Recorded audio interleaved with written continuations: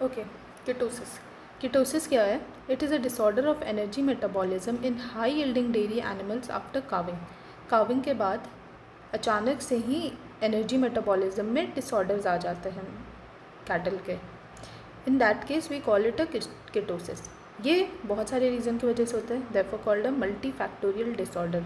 So the definition is ketosis is a multifactorial disorder of energy metabolism in high yielding dairy animals after calving. So the disorder that is negative energy balance. Okay क्या animal face कर रही है? Negative energy balance, यानी कि जितना energy वो feed से ले रही है एनिमल, उससे ज़्यादा वो एनिमल एनर्जी किसी दूसरे काम में या फिर किसी आउटपुट में रिलीज़ कर दे रही है. एग्जाम्पल, फीड से जितना एनर्जी ले रही है दैट इज़ लेस देन वो मिल्क में जो एनर्जी निकाल दे रही है. Okay, in that case it is called the negative energy balance. It results in hypoglycemia. Hypoglycaemia यानी कि ग्लूकोज लेवल कम हो जाते हैं. कीटोनीमिया हो जाता है, ब्लड में कीटोन बॉडीज़ इंक्रीज़ कर जाते हैं, that is accumulation of acetoacetate, beta hydroxy butyrate and acetone. ये 3 तरीके कीटोन बॉडीज़ ब्लड में एक्यूमुलेट कर जाते हैं, causing ketonemia. Then we can also see ketonuria, यानी कि यूरिन में भी कीटोन का पास आउट होता है. Ketone bodies passes out in urine. Okay, the casual factors of ketosis. ठीक है, अब ऐसे कौन से फैक्टर्स हैं जिसके कारण से कीटोसिस होता है? There are 3 factors.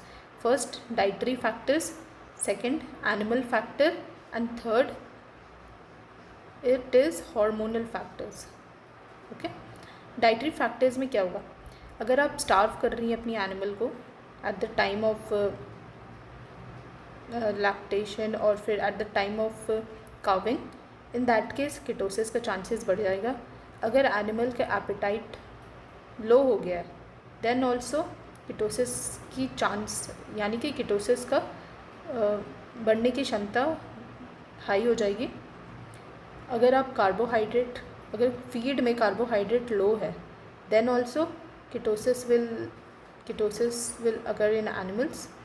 And if excess feeding कर रहे हैं प्रोटीन अगर आप डाइट में बहुत खिला रहे हैं या साइलेज बहुत खिला रहे हैं, इन दैट केस कीटोसिस बढ़ जाएगा. तो डाइटरी फैक्टर्स में क्या क्या आता है?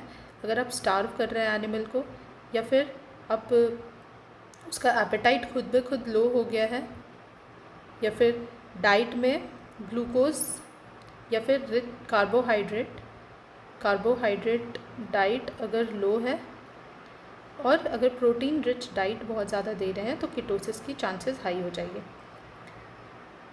ठीक है, नाउ एनिमल फैक्टर्स. तो क्या होता है कि इन हाई यील्डिंग एनिमल्स में there is negative energy balance. इसमें हैवी अमाउंट ऑफ लैक्टोज ये मिल्क में ही रिलीज़ हो जाता है. therefore it causes the negative energy balance with hepatic insufficiency. तो फिर ये एनिमल में भी मैटर करता है. हाई यील्डिंग एनिमल्स में ज़्यादा आपको ग्लूकोज यानी कार्बोहाइड्रेट डाइट देना है. And third is hormonal factors. इसमें क्या होता है कि समटाइम्स एनिमल्स में ग्लूकोनियोजेनेसिस का फॉर्मेशन नहीं हो पाता है. ग्लूकोकॉर्टिकॉइड्स या ग्लूकोनियोजेनेसिस एब्सेंट हो जाता है. ग्लूकोनियोजेनेसिस क्या होता है कि फैट और प्रोटीन यूटिलाइज करके हमारा बॉडी बनाता है ग्लूकोज में. सो इन केस अगर ये नहीं कर पा रहा है बॉडी, देन ऑब्वियसली ग्लूकोज की लेवल कम हो जाएगी which leads to ketosis. Then predisposing factors क्या है?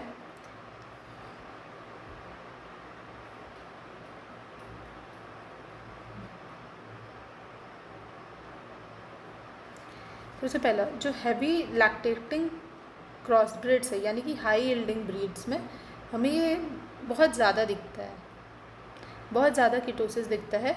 या फिर हैवी यील्डिंग ब्रीड्स को अगर हम लोग स्टॉल फेड करा रहे हैं, स्टॉल में ही एनिमल खड़ी है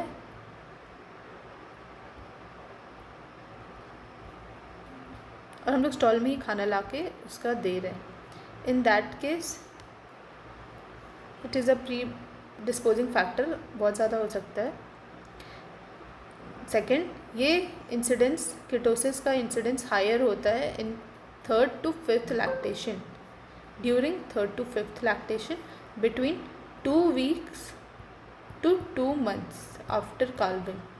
जब कार्विंग कर देते हैं उसके बाद से, जैसे 0 डे पे कार्विंग की, 2 weeks तक सब चीज़ नॉर्मल है, लेकिन after 2 weeks to 2 months ketosis का चांसेस या इंसिडेंस हाई हो जाता है। ओके, अब नाउ क्लिनिकल साइंस। दो फॉर्म ऑफ क्लिनिकल साइंस दिखते हैं in ketosis, wasting form and nervous form. Wasting form जो होता है वो बहुत ही कॉमन फॉर्म है, it is a common form. And nervous form जब एक्सट्रीम हो जाता है कीटोसिस का, अगर ट्रीटमेंट टाइम पे नहीं मिल रहा है तो नर्वस फॉर्म में वो शिफ्ट हो जाता है। वेस्टिंग फॉर्म में हमें क्या क्या दिखेंगी? सबसे पहला, वो खाना छोड़ देगा। सेकंड, ग्रेन्स है वो खाना छोड़ देगी। सेकंड, मिल्क यील्ड है उसमें ड्रॉप आ जाएगा, drop in milk yield. Okay. Third, weight loss होगा, बॉडी एकदम वुड की तरह दिखने लगेगी एनिमल की, वुडी अपीयरेंस।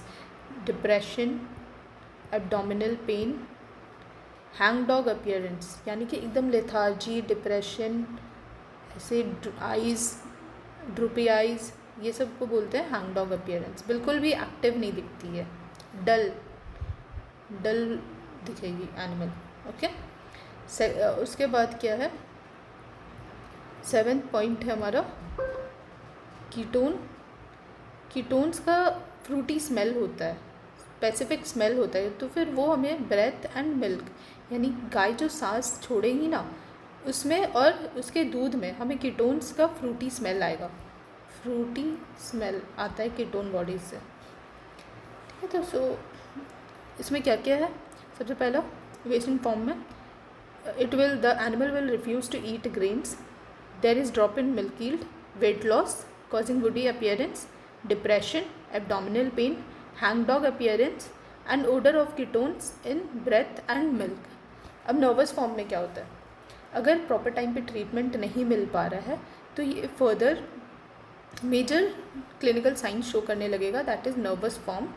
इसमें क्या होगा? वो इंसर्कलिंग एंड स्ट्रैडलिंग, वो घूमने लगेगी कहीं भी, animal will start moving in a circular direction, फिर वो किसी भी तरह स्ट्रैडलिंग पोजीशन में बैठ जाएंगी, या फिर हेड किसी भी वॉल या फिर इनएनिमेट ऑब्जेक्ट्स में वो अपना हेड प्रेस करेंगी।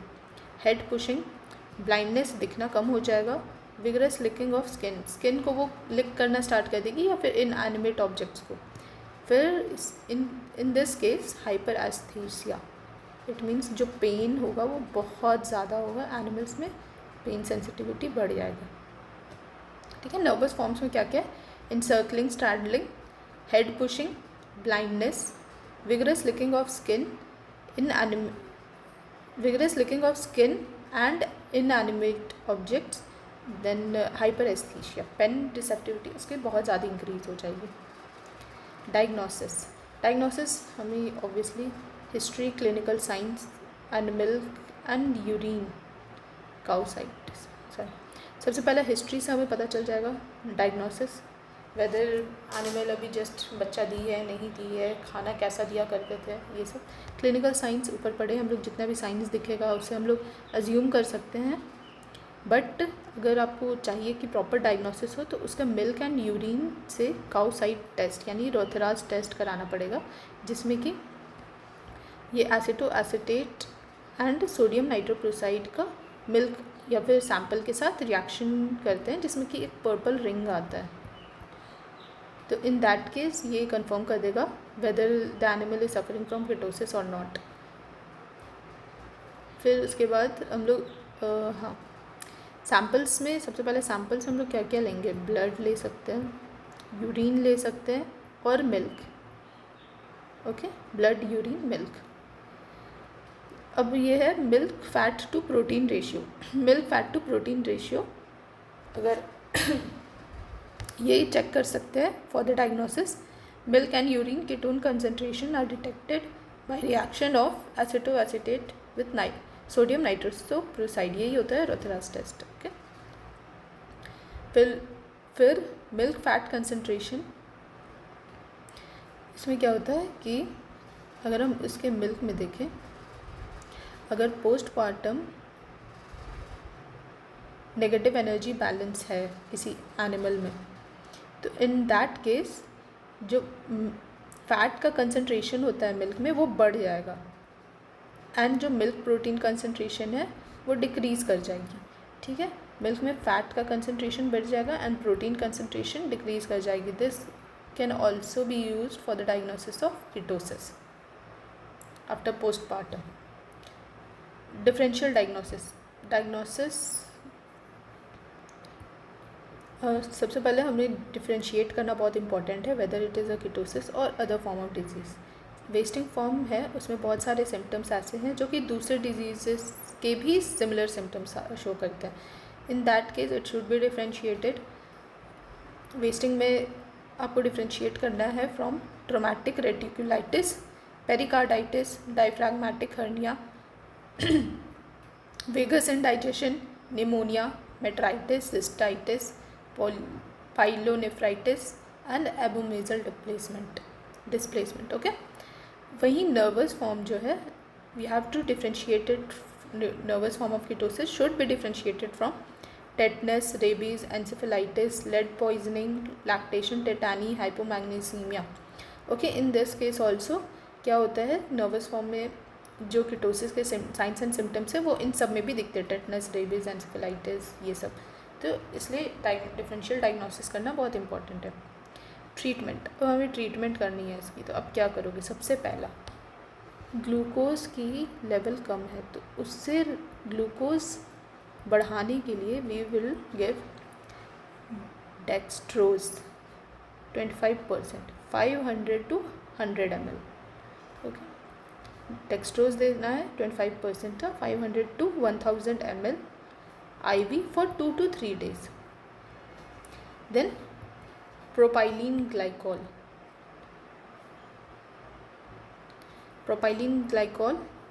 the 225 gram PO every 24 hours। दिन में एक बार 225 ग्राम्स प्रोपाइलिन ग्लाइकॉल देना है ओरली फॉर कितने दिन के लिए? 3 to 5 days। Then sodium propionate है, इसको भी ओरली देना है at 110 to 225 grams for 3 to 6 days। उसके बाद हार्मोनल थेरेपी आप कर सकते हो, डेक्सामेथासोन आता है, डेक्सासोन ये होता है ग्लूकोकॉर्टिकॉइड्स, स्टेरॉइड्स है। डेक्सामेथासोन सोडियम फॉस्फेट डेक्सासोन के नाम से आता है ये। अब this dosage should be considered before administering in the animal. Do not blindly give it, okay? Along with IV glucose therapy. So I'm not sure about this. I will research about it and I will let you know.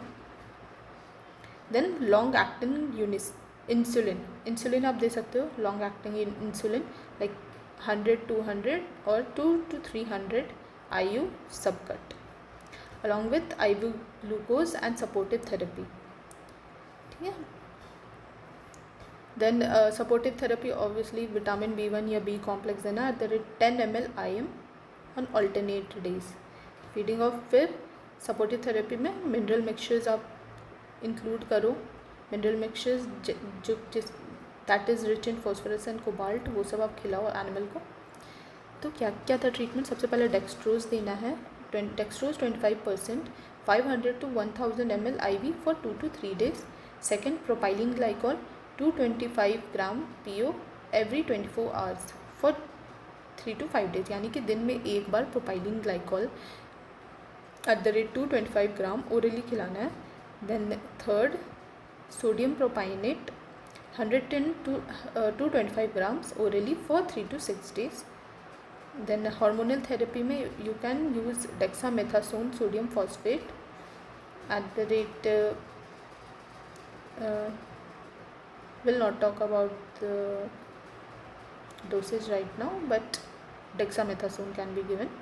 Then along with IV glucose therapy।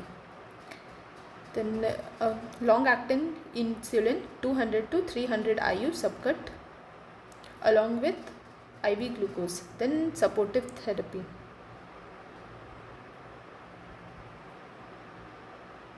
Long-acting insulin. Then supportive therapy like vitamin B1, B complex, 10 ml IM on alternate days, and feeding of mixture, mineral mixture. Then prevention and control. What we can do to prevent ketosis.